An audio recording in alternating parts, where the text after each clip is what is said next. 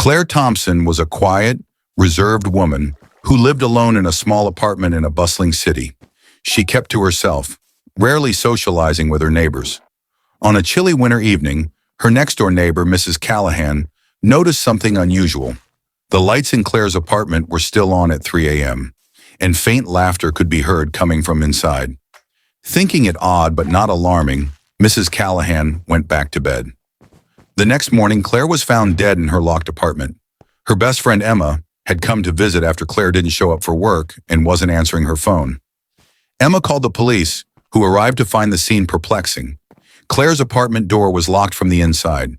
There were no signs of forced entry, no open windows, and no indication that anyone else had been in the apartment. The only thing out of place was a cryptic message scrawled on the bathroom mirror in red lipstick. "He was here." Detectives began their investigation, questioning the neighbors and anyone who might have had contact with Claire. Mrs. Callahan recounted hearing the laughter late at night, but when pressed for details, she admitted she had assumed Claire had company. Yet no one else had been seen entering or leaving the building. The crime scene offered little evidence. The lipstick used for the message belonged to Claire, and there were no foreign fingerprints or DNA. Claire's body showed no obvious signs of struggle or injury, only a faint bruise on her neck, as if someone had pressed a hand there briefly. The medical examiner determined the cause of death to be asphyxiation, but couldn't explain how the intruder had entered or exited. The most unsettling clue came when police reviewed the building's security footage.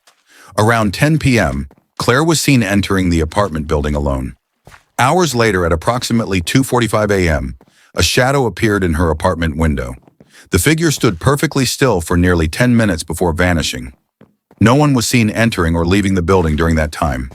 As investigators dug deeper into Claire's life, they discovered something chilling. Claire had recently confided in Emma about feeling like she was being watched.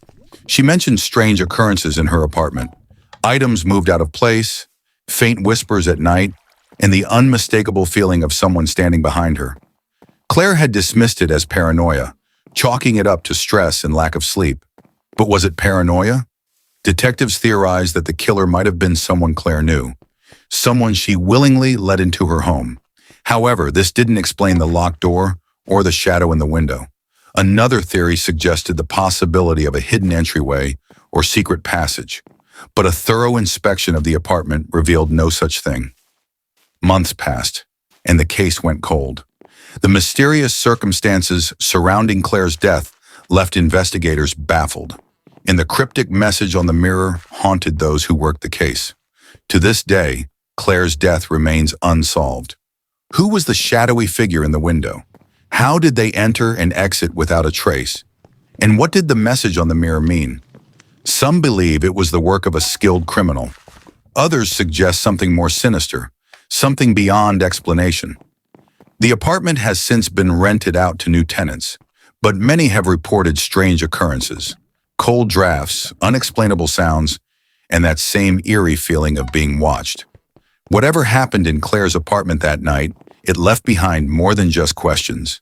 It left a presence, and perhaps it's still waiting. What do you think really happened in Claire's apartment? Was it a calculated crime, or was there something supernatural at play? Let us know in the comments below, and don't forget to subscribe to FableScope for more chilling stories like this.